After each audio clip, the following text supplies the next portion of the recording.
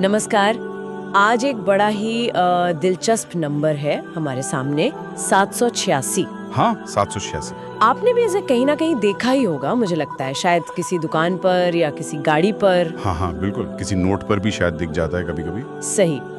तो हमारे पास ना एक लेख के कुछ हिस्से हैं जो इसी नंबर के पीछे की कहानी को समझने की कोशिश करते हैं। तो आज हम इसी 786 के अंक पर थोड़ी गहराई से बात करेंगे और समझेंगे कि भाई इसका मतलब क्या है, इसका राज क्या है। बिल्कुल, चलिए देखते हैं।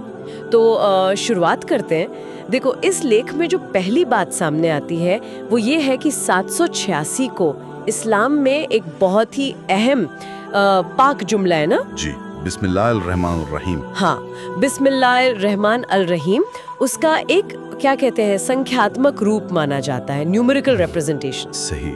इसका मतलब है अल्लाह के नाम से जो बहुत मेहरबान और रहम करने वाला है। बिल्कुल। और यहाँ ये समझना दिलचस्प है कि ये नंबर आता कैसे है। हाँ, ये कैसे?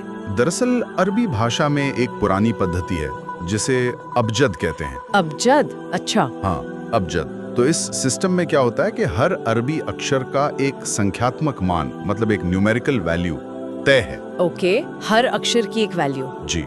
तो जब बिस्मिल्लाह अल रहमान अल रहीम को अरबी में लिखते हैं ना, और उसके हर हर्फ, मतलब हर अक्षर की जो तय वैल्यू है, उसको जब जोड़ा जाता है, अच्छा, तो उनका कुल योग, वो टोटल जो है वो 786 बनता है। अरे वाह! मतलब ये कोई ऐसा नहीं कि बस मान लिया, बाकायदा अक्षरों की वैल्यू का जोड़ है। हाँ, ये कोई गणितीय जादू नहीं है, बस उन अक्षरों को जो मान दिए गए हैं उनका जोड़ है। अच्छा, तो ये जो अबजद सिस्टम है, ये क्या सिर्फ इसी जुमले के लिए है या इसका इस्तेमाल और भी जगह होता है? नहीं, अबजद का इस्तेमाल तो ऐतिहासिक रूप से कई जगहों पर हुआ है। ये कोई सिर्फ इसी वाक्यांश के लिए नहीं बना था, तो वाला मानते हैं। हाँ, ये तो है। आपने देखा होगा ना, अक्सर घरों के दरवाजों पर लगा होता है। हाँ, दुकानों पर भी, साइन बोर्ड पर। बिल्कुल, दुकानों के साइन बोर्ड पर, शादी के कार्ड पर भी देखा है मैंने तो। अरे हाँ, शादी के कार्ड पर भी। जी, और कुछ लोग तो अपने बिजनेस के नाम में भी इसे शामिल कर लेते हैं। अच्छा। हाँ, मतलब एक तरह से इसे खैर बरकत और कामयाबी से जोड़ा जाता है। हाँ, ये बात तो है।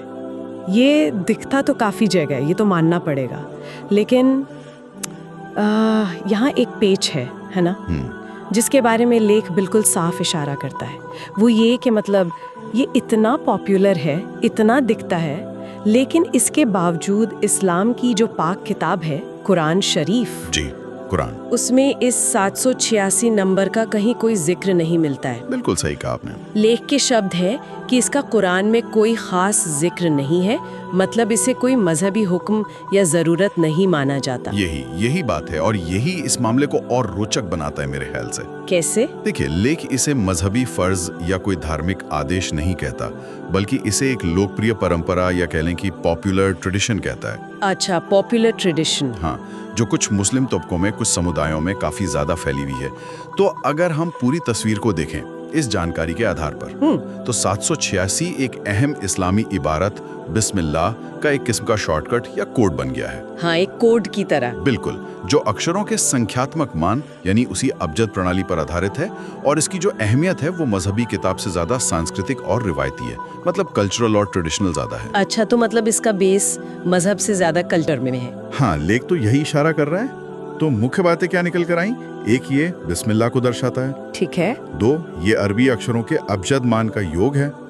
3, कुछ लोग इसे बहुत मुबारक और शुभ मानते हैं। हाँ। और 4, और ये शायद सबसे अहम बात है, कि इसका जिक्र कुरान में नहीं मिलता।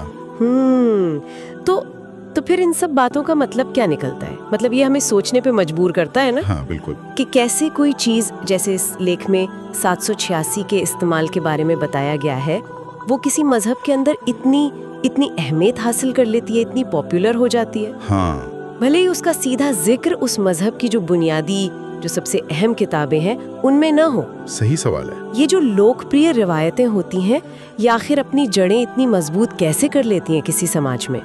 ये वाकई सोचने वाली बात।